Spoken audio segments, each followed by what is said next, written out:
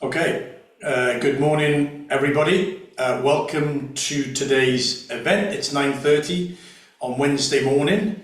48 hours ago, the industrial strategy was published to much fanfare, not. But nevertheless, those of us that are keen on this stuff were avidly looking forward to it. I'm sure you've done the maths already. There's about 600 pages all in, so there's quite a lot to get through. And unsurprisingly, the industrial strategy covers quite a lot. We'll get into some of those issues in particular. Obviously, from the Centre for Cities point of view, we're interested in sort of questions and issues about geography. We're interested in how place features in the industrial strategy and how place then contributes to the national objective and ambitions that are set out in the industrial strategy, which is actually around how do we get more investment, particularly private investment, into the economy in order to drive economic growth. That is the way that the industrial strategy, I think, is set up. And then there's a question about what's the role of public investment vis-a-vis private investment in order to achieve that objective. So there's a kind of big picture point there, which we can come back to very shortly. We've also done a bit of analysis in the 48 hours since it was published, looking a little bit more on the geography of the 8 sectors and the bits of those sectors that were identified in the strategy. You know, where are they? To what extent are they where they are? And obviously then there are some policy implications and questions that come from that. And so what we're going to do is my colleague Paul Swinney, many of you will know, is going to take us through some of those slides, some of the analysis that we've done. That sets us up for a bit of a conversation, a bit of a discussion, and we'll get into the kind of broader elements of the industrial strategy as well. As always, we're definitely keen to hear from you, either in forms of questions to us, but also your comments and reflections on the industrial strategy. What did you like? What did you not like? What did you wish you saw more of? What was there too much of, etc. So put your comments and questions in the Q&A function, and as always, in the 55 minutes we've got left, we'll try and run through several of them. But for now, Paul, over to you. Just take us through the analysis that we've been doing over the last couple of days. Thanks, Andrew, and good morning, everybody. Hope everybody is well. So Andrew, as Andrew said, let me run you through some of the analysis that we have done since the strategy has been published, and in particular what the geography of the 8 sectors looks like. Because sectors were presented largely as a national thing. There are some maps in the strategy itself, but I think they're indicative rather than being backed up with data. So what we've done is taken the data from the Data City, which we've used in the past, to identify the number of firms that exist within these 8 sectors that have been identified, which have been refined in this white paper from what was set out in the green paper, and then we've set out to show what the geography looks like and what this then means in terms of what the strategy says, but I think now, more importantly, what it means in terms of implementation of that strategy. So let me pull up the first slide. First thing to say about these sectors, of which there are 8, they call them the IS8 in the report, very catchy, in the strategy, should I say, very catchy, is that no industry is an island. So I think we tend to think about the economy when we go down a sectoral route, as like we have advanced manufacturing, and we have creative industries, and we have retail, and we have this, and we have that, and we have the other. But the reality is that these things co-locate at the very least.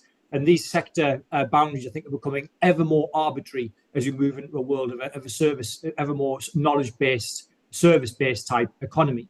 And that's what this, some degree, complicated chart shows. And let me unpack it a little bit. So what it does is it looks across those 8 sectors named.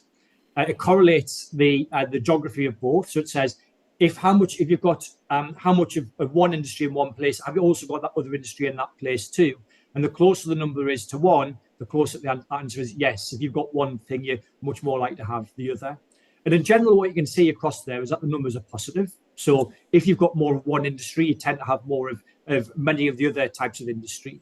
probably the one big exception of being defence within that. You can see there, defence has got some red boxes around it, and there's basically no correlation between defence and all of the other sectors, with potentially the exception of clean energy.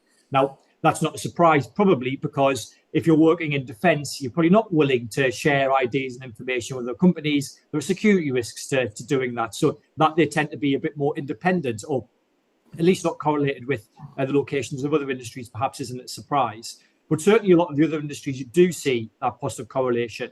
And especially, I think, when we look at service-based industries, you can see there digital and tech, creative, financial, etc. Those types of businesses in particular, there tends to be a pretty high probability that if you've got one of those sectors in any one place, you're going to have that other sector there as well.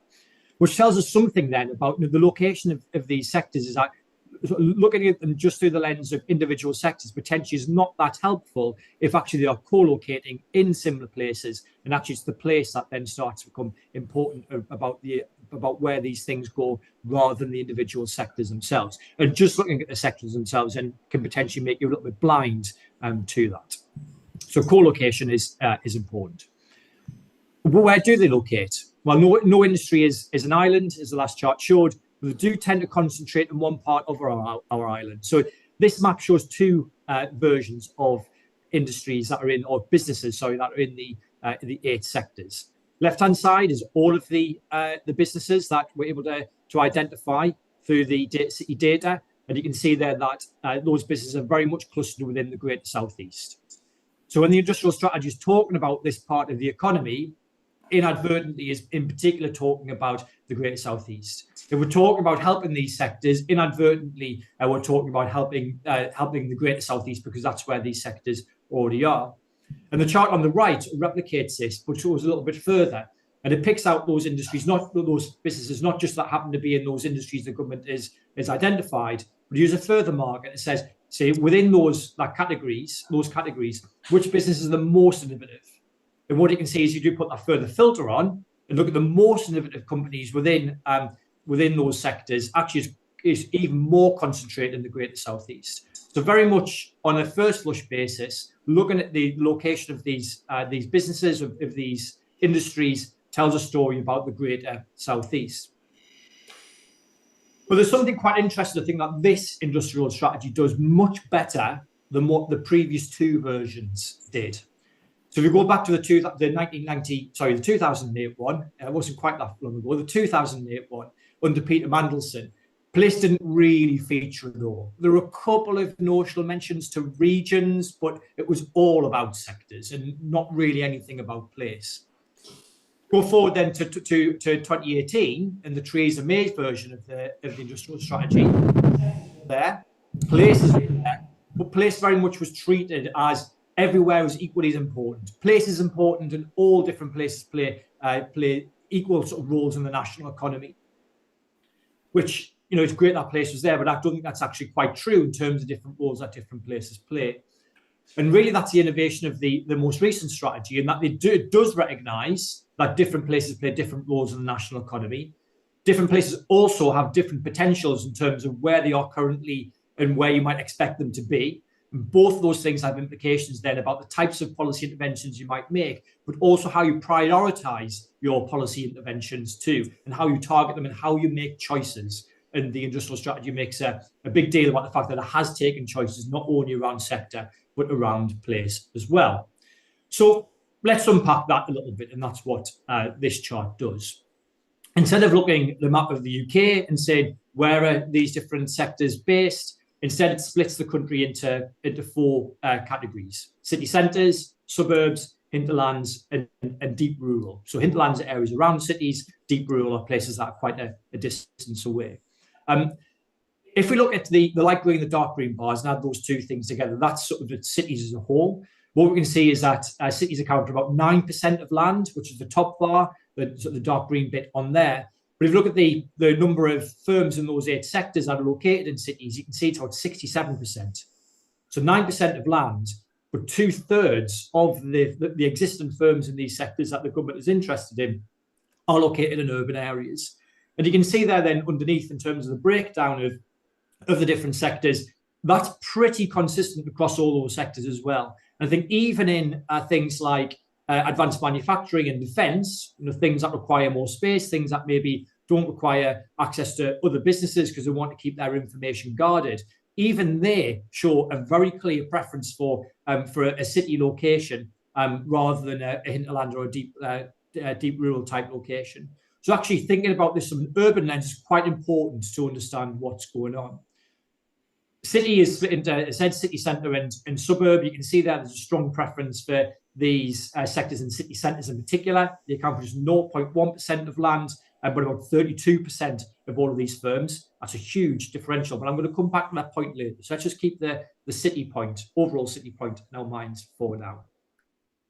The big challenge, and the reason why we see that pattern on those maps I showed you earlier, that concentration in the Greater South East, is because despite this pattern of these companies wanting an urban location being very clear in the last set of charts I showed you, this is only really something that plays out in the Greater South East.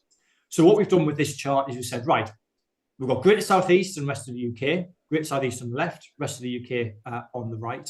And we're going to split both those geographies into three groupings again. We're going to do the city, we're going to do the hinterland, and we're going to do the rural. So similar to what I did in the last chart. And there are a couple of things to note from this, and this is the number of these firms that exist in each of those geographies. The first point to make is that story I've told you about these types of firms, the firms that the industrial strategy is trying to target, and preferring an urban location, is something very much that plays out in the Greater South East. You can see there that the more rural elements of the Greater South East tend to have a few numbers of these firms per head of population. It becomes larger for those hinterlands around the cities in the Greater South East, and it becomes even larger still for the cities. There's very much a staircase effect going on there. The more urban a place is, the more likely it is to have these types of businesses.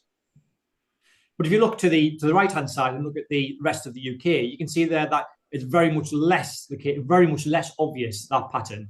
Yes, there's a bit of a stairway there, but there isn't really. And certainly the difference between urban and hinterland is pretty marginal. And you've got to squint a little bit to try and see what's going on.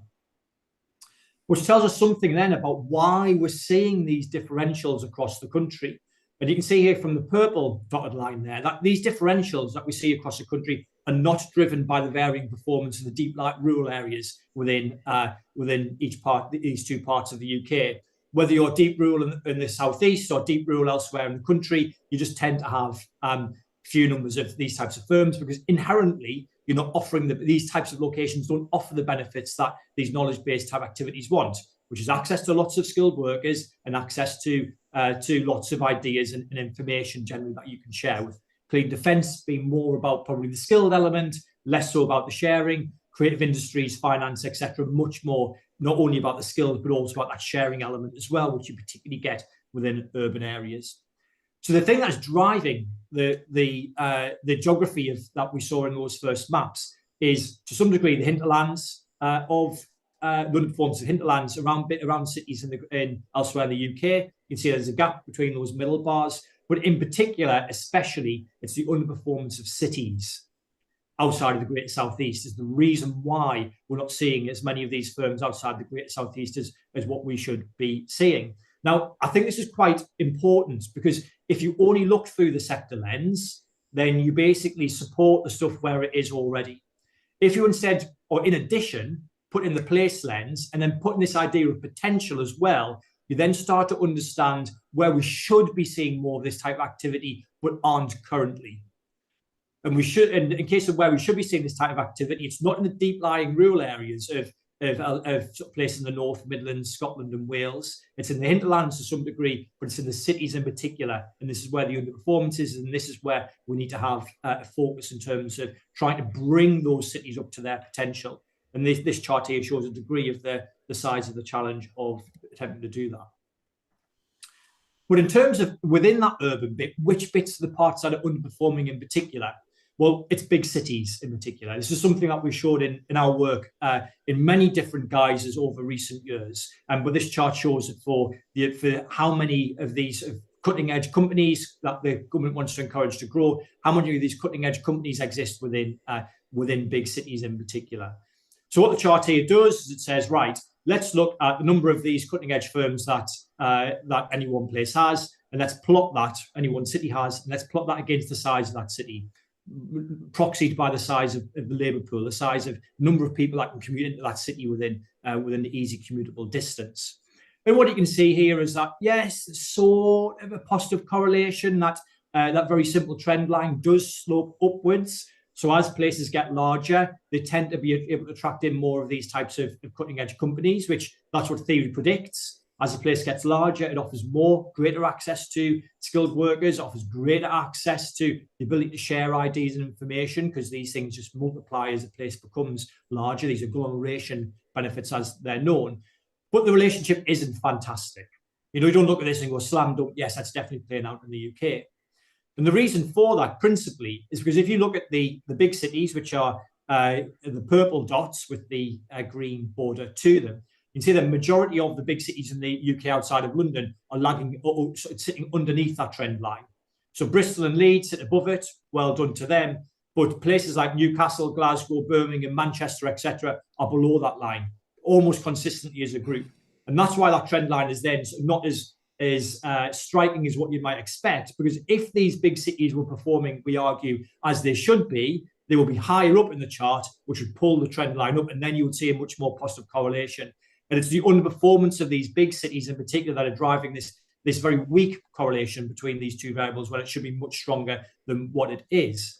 And this very much gets us into the areas of potential. Where are places currently? What is it that they could achieve? It's a gap between where they are currently and the trend line. In fact, it's probably even more than that, because like I say, that trend line is lower than what it should be because of that underperformance. And so that's why I think the government makes a big deal about the underperformance of big cities in their strategy, about why it is preferencing investment to go into big cities, because this is where the challenge lies.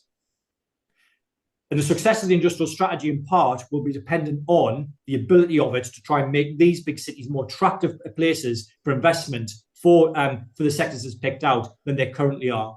And it's quite difficult to conceive a version of the world where, if they don't do that, and if big cities don't become more successful, that this strategy would be a success without that happening. Now, I touched on city centres earlier. It's my last slide of analysis. So let's go a little bit more deeply into that to understand a bit more about why we see this underperformance within big places. And this is something that I think the strategy doesn't touch on so much. It mentions it a little bit in passing, but I think it's quite important at this point, because it will guide the implementation of the strategy. And what this slide does, it says, right, of all of these cutting edge firms and these sectors that each of the big cities have, where are they located within that city? Now you can see there, London disproportionately located within the centre of London. About 2/3 of all of London's firms that the industrial strategy picks out are based within the centre of London.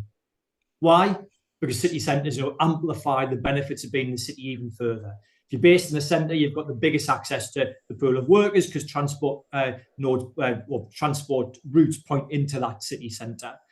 If you're in the city centre too, you're next cheek and jowl with other high-skilled, knowledge-based businesses that you can share these ideas and information with. So this idea of knowledge spillovers, as they're known, the ability to share these ideas and information, is something that's facilitated much more easily in city centres than even elsewhere within cities. So the cities really are the core of these agglomeration benefits. And that's why we see so many of these companies, but also other companies in London, clustered right in the centre of central London. It's about the costs of doing so, because of these benefits that they're willing to pay for that you don't get even if you're based out, say, on the edge of the M25 compared to being in the centre of London. But you can see there that London very much is the forerunner in this, in terms of having its industries clustered within its centre. And so it plays out quite well in terms of Bristol and Liverpool and Glasgow. But then as you start to look at a number of the other big cities, but particularly Birmingham and Manchester, our two biggest ones after London, you can see they're very small shares of their, relatively speaking, of their cutting edge companies are based in their city centre. It's still much larger in the share of land that their city centres cover, but it's 20% of all of these firms compared to 66% in London. And so there's a particular issue here about the ability of Manchester and the ability of Birmingham to attract in these companies into their city centres in particular, that we need to be thinking about changing if the strategy become more, is to be a success. And the UK requires these city centres to be attractive places to do business. because these sectors have a preference for city centre location. And if they can't find those city centre locations within the UK, that's going to be a challenge for the UK economy going forward in terms of being able to attract them in and see growth of the economy as a result. So what does this then mean in terms of the implementation of the strategy? Because you've got a document, great. We've had documents before. What does that mean in terms of making the document a reality and actually trying to bring about change through delivering policy? So there are a number of interesting things, I think, in the strategy from a funding perspective, which again, I think sets this strategy apart from the other ones. So there is actually funding seemingly that will back up the strategy, that we actually spend some money to bring about change rather than just saying we're going to do change written down just in the words of the strategy alone. And I'm going to pull out a few things here. One is the strategic sites accelerators, about trying to bring sites forward. I think it's about £600 million. The second one is the recyclable growth fund for mayors, where they get given some money, they invest it. Hopefully that makes a return. And then crucially, those returns don't go back to the exchequer. The mayor gets to keep those returns to reinvest and reinvest and reinvest. You can recycle these funds to continue investment. And then you've got things like R&D money as well. £86 billion of R&D money has been allocated over the coming years to try and encourage innovation and investment. That's a lot of cash that could be spent. The question then is, what do you spend it on? Where do you focus it? Well, the strategy talks a lot about trying to bend these towards the 8 sectors and trying to bend these towards big cities. In particular, what we think we should be doing within sort of bending that towards big cities is bending it towards big city centres. Now, growth won't just happen in city centres, but clearly we've got a challenge there in terms of their current performance. But also we do have a challenge about trying to bring development forward in city centres because they're just much more complicated. Brownfield sites, fragmented ownership, etc., makes it hard to bring about regeneration. So using things like the strategic sites accelerators to tackle this challenge in city centres, using the recyclable growth funds to tackle challenges in city centres, and even using R&D monies to try and encourage this flow of information and ideas within city centres to encourage more innovation and ideas generation to happen within them, because inherently they are places where this sort of thing should happen. That's exactly how we should be using these monies if we do want to be seeing the outcomes that the strategy is hoping to achieve in terms of what it's got written down in it. So I'm going to leave that there. Andrew, back over to you. Brilliant. Thank you very much, Paul. In a moment, Paul will magically appear next to me and we'll carry on the discussion. We've had a couple of questions which we'll come on to. If you've got your comments, your own reflections on what you've read and what you've digested so far, we'd be keen to hear from you. I think in some respects, Paul, let's just take a step back for a second. We've gone into the detail, on the analysis and such. So one step back, we talked a little bit about this on the podcast, but it's worth sort of rehearsing and discussing a little bit more. It's about the framing of the strategy itself, and particularly the connection between what the industrial strategy sets as its sort of ambition and or goal, and how that connects to the plan for growth, a plan for change document that was published by the government when they were relatively new 12 months ago. And there is a link between them. We have to look for it a little bit to find it. But as I said in the introduction, there is an ambition and intention in the industrial strategy, which is about attracting investment. So how does public investment crowd in, unlock, push forward, whatever words you like? How does it get more private investment into the economy?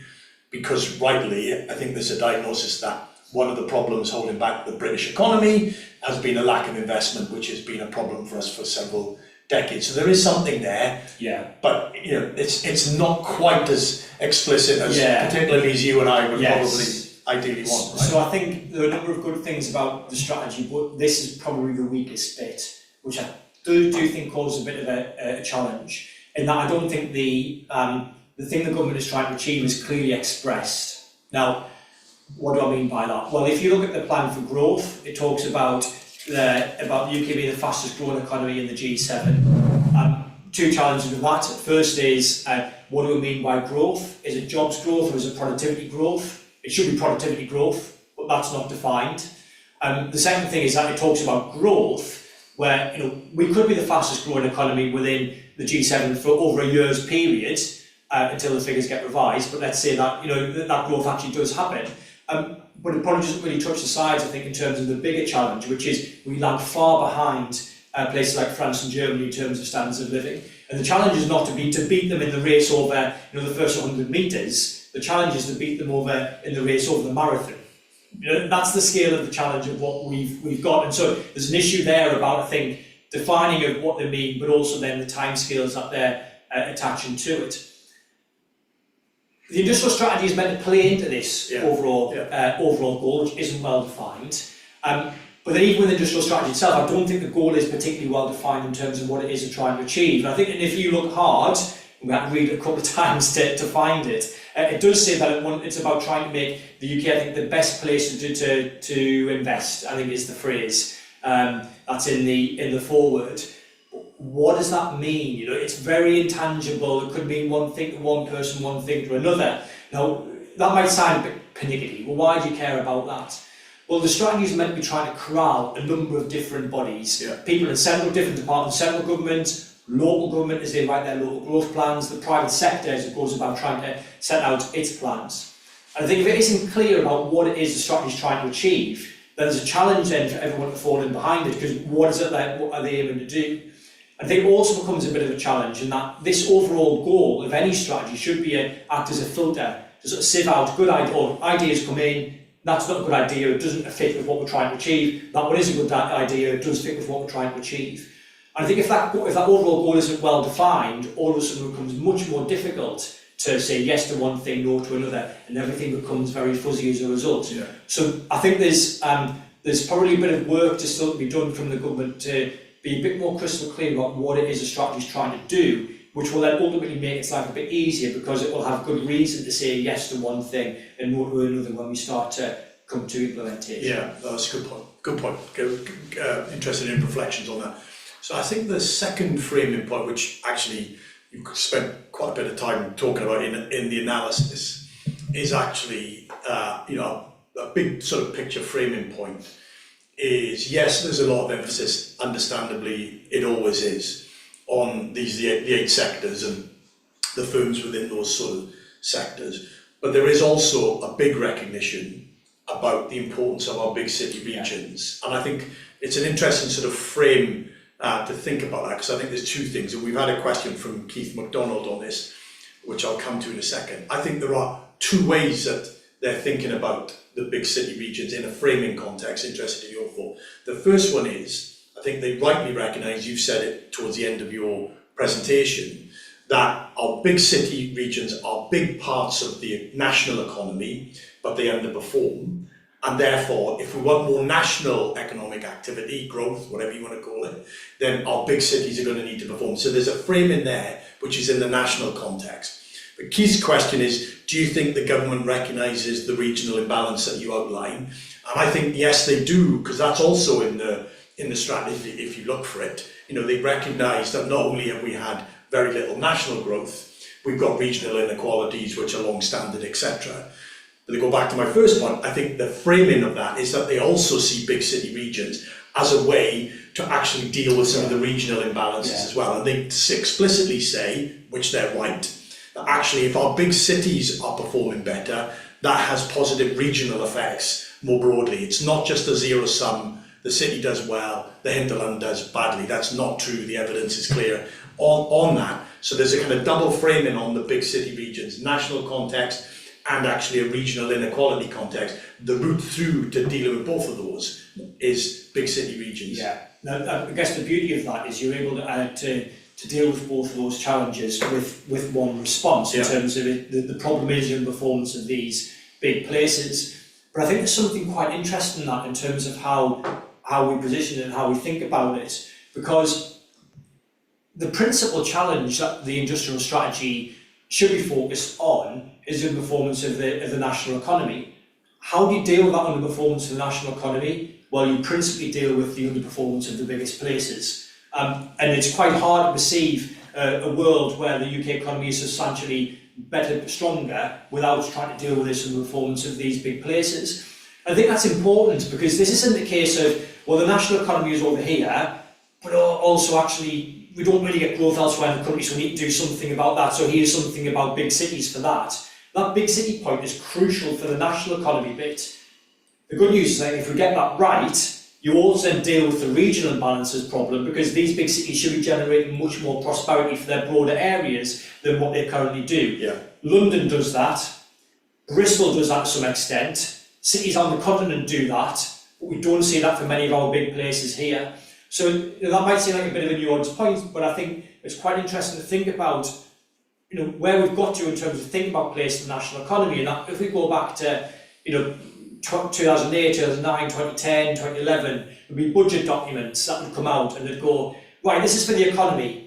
Then we've got a separate chapter about regional growth, as if it's just like, here's a bit of a sop for these lot outside of the Greater South East to keep them happy. When actually that thing's really important for trying to achieve national growth. I think the more we recognise that, and that this big city problem is a national problem, I think it ups the importance probably in the mind of the macroeconomists, rather than it seeming like it's just an issue, a tool to solve regional imbalances, and that seems like it's something separate. Yeah, I agree with that.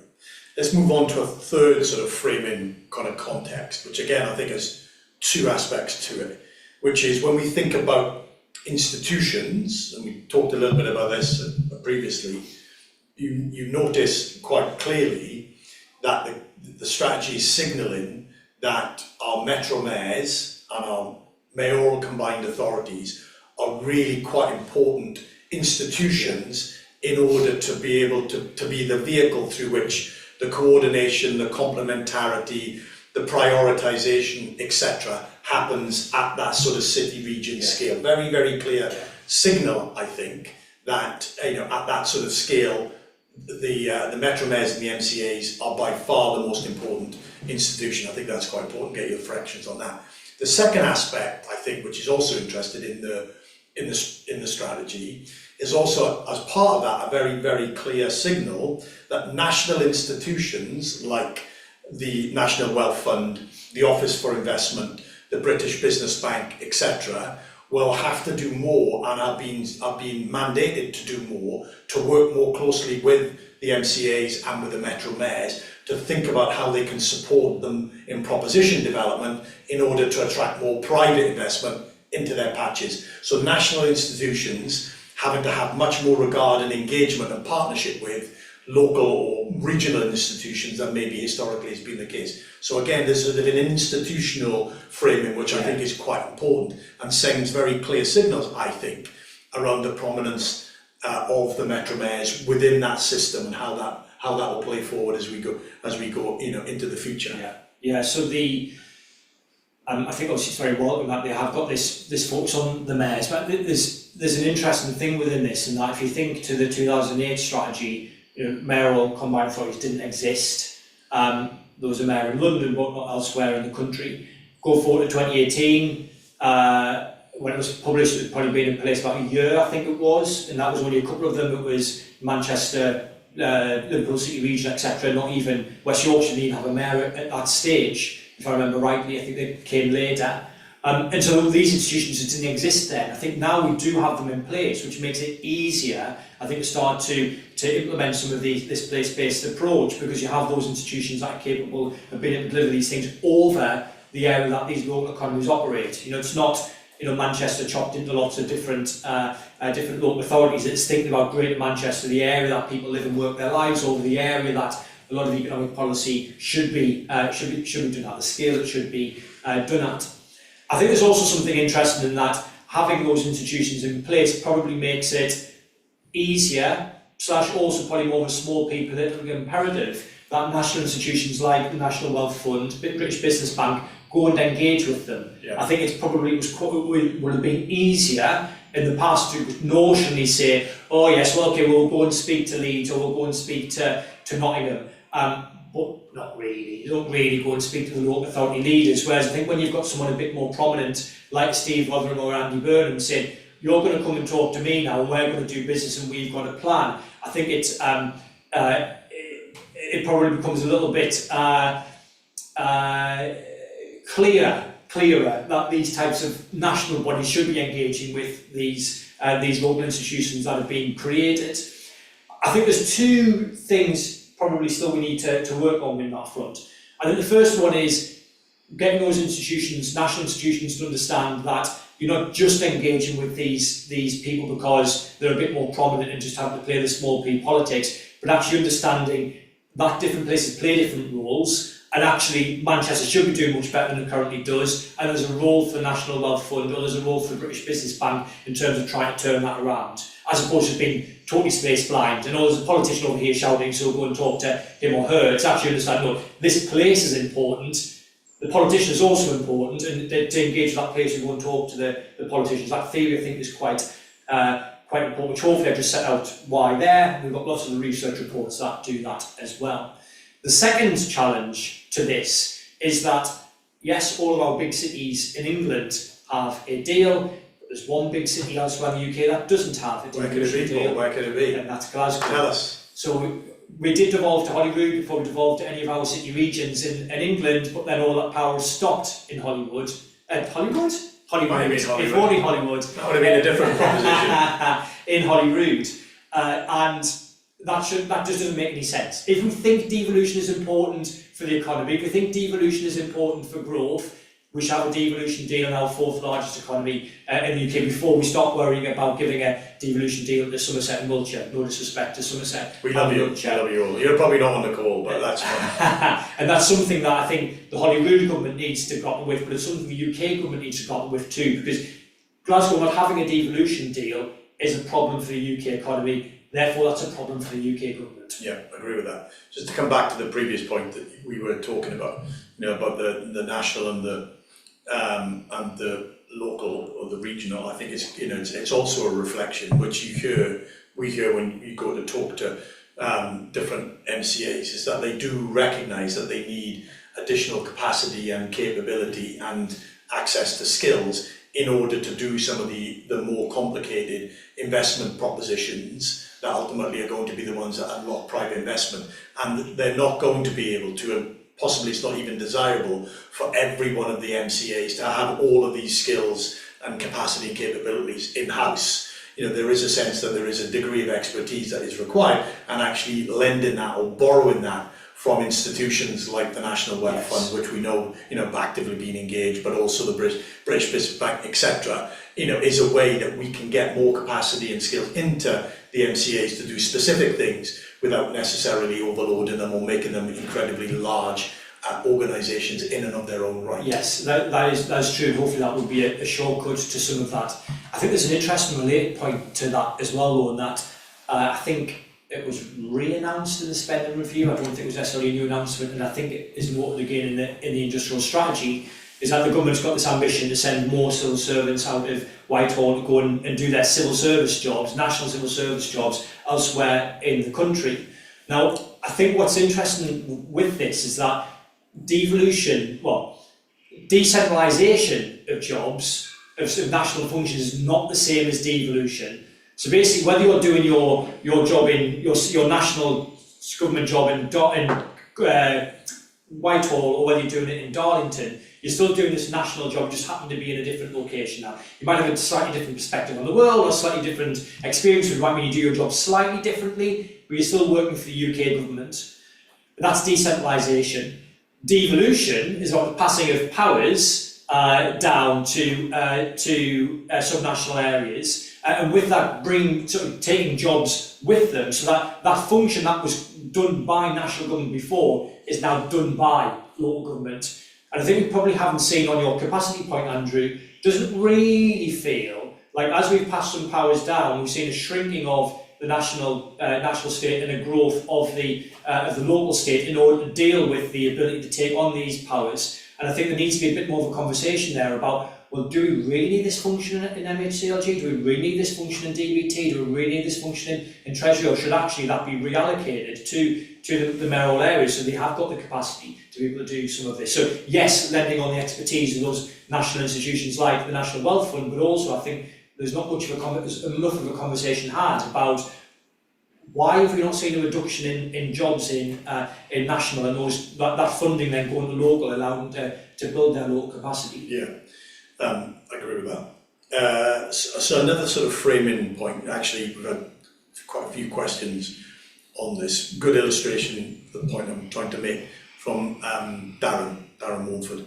So how does the industrial strategy integrate urban housing densification to support growth, boost city productivity, etc.?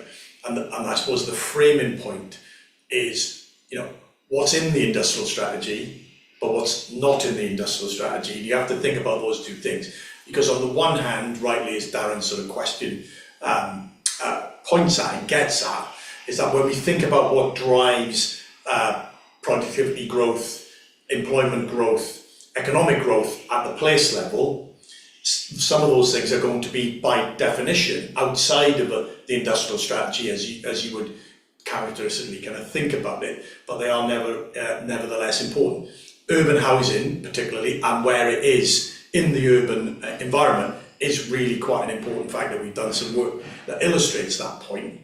The question, as always, in the framing of this is how much of these additional issues should also be in an industrial strategy. And in fairness, I'm being fair, I think the industrial strategy in some instances gives a nod to some of these things, highlights that they recognise there are other things that are going on in the government sphere. This is not a whole of government approach, this is an industrial strategy, but recognises that there are other things, but doesn't then get distracted and go into them in lots of detail. You can see a little bit in housing, it is referred to, Newtown's Task Force is referred to, there's issues about transport at the sort of interregional scale, all of those kind of things are also in the strategy to a degree, but they're referenced and referred to rather than going into lots and lots of detail. Yeah, I think the government probably sees its industrial strategy, as you're saying, Andrew, as one part of its plan for the economy rather than the whole plan for the economy. So to some degree, I think that the housing stuff sits as a strategy alongside the industrial strategy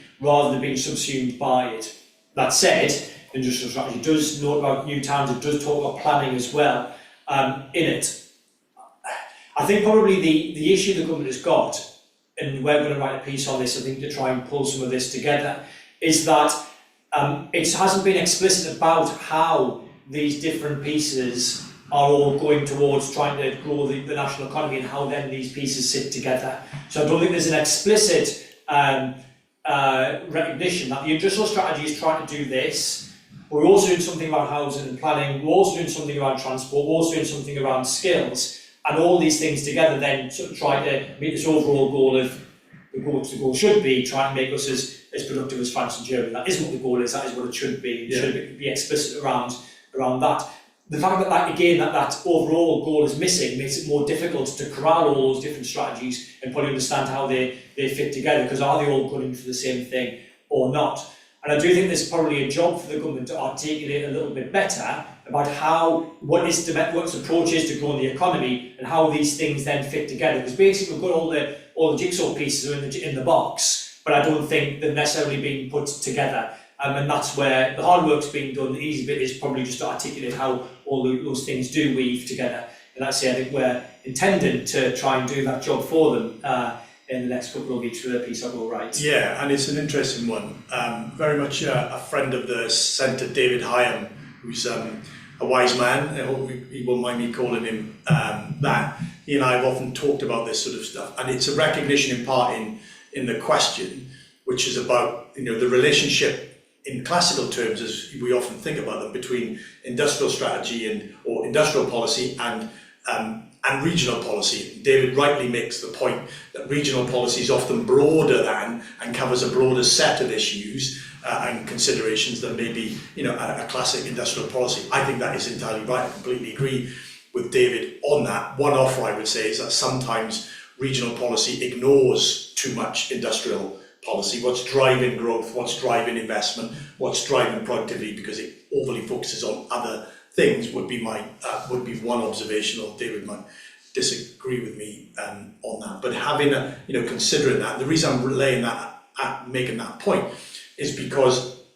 we know all of the MCAs are currently thinking about their local growth plans, and we've seen several of them, and make an observation at this point, nothing more, is that to varying degrees they are broad, and I would say they are much broader than what you would see in the industrial strategy. They cover many more issues and consider many more issues which are not really touched on in the industrial strategy. So there's a sort of interest in always that the dynamic between what do we require in its fullest extent to drive and support economic growth at the local level, vis-a-vis what's the particular role of the industrial strategy or other things. Yeah, and I think the government recognises that as well, is our understanding, and that they're expecting the local growth plans to be much broader than just industrial strategy. I'd imagine they probably will default towards trying to fit in the boxes that the industrial strategy is set out, but I think their intention is that it won't just talk about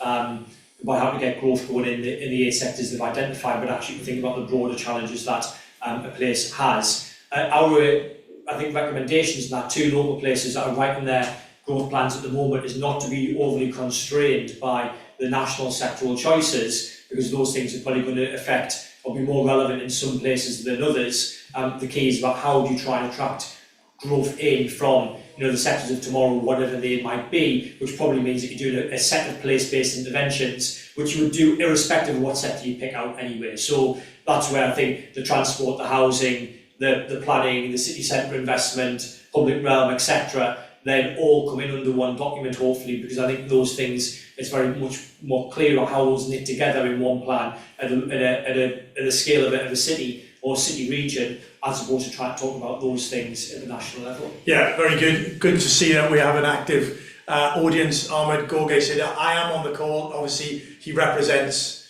the Southwest in some sense. I mean, not everybody in the Southwest, but Ahmed is an active player in the Southwest. He says we're on the call and makes this point about recognising that different regions, different places perform different roles here with critical food security, energy security, defence security, etc. Trying to think about those different aspects, which I'd be interested in your thought, Ahmed. You see a bit of that in the industrial strategy, the way that it's tried to frame it, particularly I think on the defence aspects, which is a recognition that the world has changed and therefore we're going to need to be more active in supporting the defence industry and defence more generally, not just from an economy point of view, actually, but from a security perspective. And as Paul said, the geography of the defence industry, and in fact in some, like the renewables industry, is distinctly different, right? I mean, by definition, offshore wind doesn't happen in cities. We don't need, we know that, and we should be doing more offshore wind, etc., etc. So there's a dynamic agreed on that. Yeah, although I think it is interesting, as I showed in one of the charts, is that even the location of clean energy and defence firms more generally, as we're able to define them in the data we've used, we still show disproportionate desire to locate within cities, because the ability to attract high-skilled workers in part is a big thing that they're looking for. So we shouldn't lose sight of the fact that, yes, of course, there are some big defence firms that are based in less urban environments, but the majority actually are still based within an urban area, and we need to understand why that is and lean into that to get more out of it, rather than thinking that, this means we're just going to put loads of jobs elsewhere. In the same way that, I think green jobs and then more recently defence jobs has been waved around as, this is a solution for left behind places, we're going to get these jobs in the left behind places. Maybe, but what is it that these businesses are looking for when they're coming to invest? What does that then mean about the potential of different places then to attract them in? I think that goes to your point about industrial policy v regional policy, that in the past regional policy sort of thought, we're just going to get stuff into places on a map, as opposed to understanding, what drives the location decisions of some of these industries. Yeah, no, quite absolutely. So a couple of questions on the strategic sites accelerator. What does that mean? Obviously, the detail will come forward from the government on this in more general. I think it's a sort of recognition, be interested again, others' comments on that. I think this is a sort of recognition that in some places, schemes are at the margins of viability in a classically, narrow sense.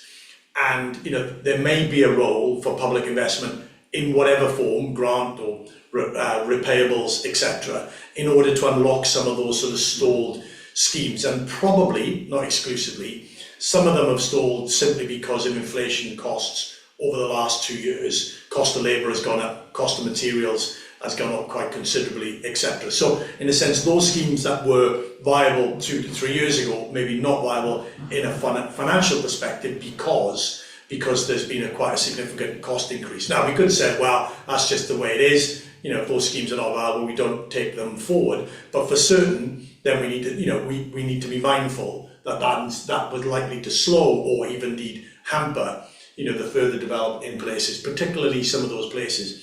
And as everybody will know on the call, it's interesting, even in our big city regions, questions and issues of viability are nearly always there or thereabouts when you're having conversations about what is feasible at what speed is that feasible. So it's pace as well as actual development as well. So we'll get more. They'll tell us what they're thinking on that. But I think there is something in a recognition that there's a need for public investment to unlock some of these schemes in particular places where we can see that the demand is kind of there, but it's just been hampered. Yeah, so I mean, you see that from that map of the UK that I showed, and that a lot of these industries are located in one part of the country.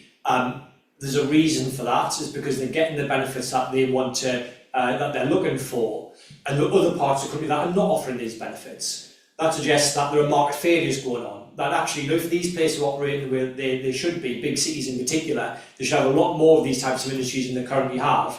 But the private sector is not going to sort these market failures out, so that requires the public sector to get involved. Now, I think what the Strategic Sites Accelerator will probably do will say, right, well, let's think about that within very specific places, sites that should be of national importance but aren't currently. What are the barriers to that, and how do we then use public money to unlock some of that development that the private sector alone won't do? But if we do unlock that, and hopefully you'll see growth of the private sector as a result, that could be around, I don't know, it could be an out-of-town site that requires a motorway junction, and you need to accelerate that from a funding perspective, perhaps also through the planning system as well, and maybe you would do a coordinated effort on that site to bring that stuff forward. I think principally for us, what we'd like to see is that be spent within city centres, where we'd say this city centre should be a site of national significance. It isn't at the moment as much as what it should be. Right, here's some money, public money, to go in to de-risk that investment, maybe to buy some land to deal with the coordination failure of lots of fragmented ownership, maybe remediation work to clean up a brownfield site to allow development to come forward. Maybe a slug of public money to deal with the fact that it's not viable at the moment, but actually if you get that development going and the city centre starts to perform better as a result, all of a sudden demand rises and land prices rise as a result, and then subsequent investments or developments do become viable. They're the types of things I think you could do with something like this accelerator. That's what we would do anyway, because we don't know what it is it's going to do, so in the phase of trying to recommend what it is that we think that should look like. Yes, I'm sure some of our government colleagues on the call are scribbling notes down and actively thinking about what the accelerator will do. So we're more than happy to share more thoughts with you as appropriate. 2 questions coming at us similarly. If you've got any more, keep putting them in. We've got a couple of minutes to go. So Shirley Harrison and Andrew Rumford asked different questions but similar issues. So and both of them are basically saying, which is actually where we started, high energy costs, an incredibly complicated tax system, poor public transport, lack of skills, in different aspects, expensive housing, so the generalized sort of business environment, economy conditions, to what extent is that covered or addressed in the industrial strategy? I think some of that it goes to my point about there are references to and recognition of some of those broader issues, but they're not, they don't go into detail in the sense that they're being dealt with elsewhere. There is quite a bit, I think, although we haven't focused on it, of a recognition that for particularly energy intensive industries, high energy costs is an issue, and there are proposals and propositions in the paper at least to try and mitigate some of those expensive costs. Whether they're any good, that is not our domain, but there is a reference and a reflection on that. And similarly, as I said, I think there's a recognition that the broader sort of transport infrastructure, broadly defined, how we move people and goods and activities around, that's also an important set of considerations. So it's in there to a degree. Yeah, and they do run through access to finance is another one that they they talk about in the strategy as well. I think all those things point to the point I was making earlier about how we tend to get excited about individual sectors, but actually the interventions on these things will benefit all sectors, the that enable, but also sectors elsewhere. If tax is a problem, improving that will make it easier to do business. If planning and housing is a problem, if transport is a problem, improving that will bring benefits to all businesses in all different types of sectors. So I think it's important not to lose sight of those types of things, and that while we're developing particular sector plans, and no doubt the sectors will be jostling for particular money, actually a lot of this will be dealt with through some of those wider drivers, particularly at the local level. And I think that's where especially we can sort of see reasons why at the national level you might want to be treating the sectors slightly differently. There might be some sector-specific things to do. At the local level, it should be much more about those wider drivers around transport, skills, housing, planning, city centres, public realm, etc. that they should be concerned themselves with. Yeah, agreed. So we're running out of time. So just a couple of things to say more on logistics. So obviously, thank you all for listening. I know I got some messages in right at the beginning that you couldn't see the slides. You only saw as blank screens. Firstly, you can look at the slides via the YouTube channel, in terms of you'll be able to look back at the presentation and the event more generally, so you can get the slides. And we'll also put the slides up on the event page as well. So if you missed any of the Paul's earlier kind of points on the presentation, you can definitely access that. So we did a podcast on Monday afternoon, just picking up some of the issues, but we've explored them in a lot more detail. And as Paul said, we'll be doing more analytical and policy development work on the industrial strategy, what it all means, and particularly, how does it play out across the different cities that we are interested in. So you'll always find more of that on our website. But for now, thank you again for coming and all of your brilliant questions. And until the next time, take care.